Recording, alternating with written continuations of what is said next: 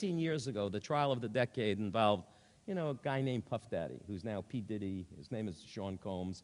But he and Jennifer Lopez were involved in a shooting in a nightclub in New York. It was the trial of the decade. Because 15 years ago, they were the two hottest performers in America, and they were together, and there were hundreds and hundreds of media people following the case every day.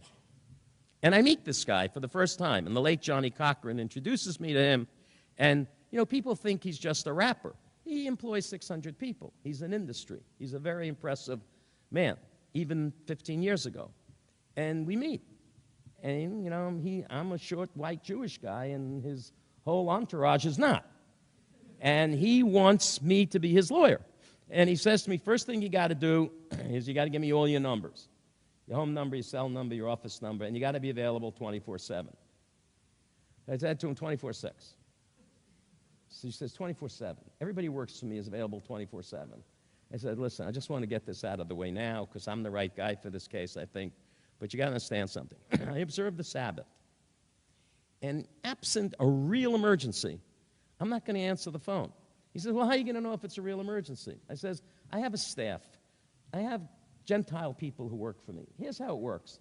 If it's a real emergency and if it involves the kind of crisis that allows me in my own mind to justify violating the Sabbath, they send me a fax. I read it. If I agree, I'll pick up the phone. But if the phone rings, I'm not going to answer it. So he says, no, 24/7. I said 24/6. Don't call me Friday night, and if it's important, I'll give you people to call. He says, no, it's you. I said, okay, but remember, not Friday night. So now it's Friday night. And the phone starts to ring. Now, I know it's not an emergency because I have this all set up with my staff. When you represent someone like that, occasionally there's an emergency. There's no fax, and it's a blocked number, so I know it's coming from him. And the phone rings like 1,000 times. You know, most people would hang up after like 50 times.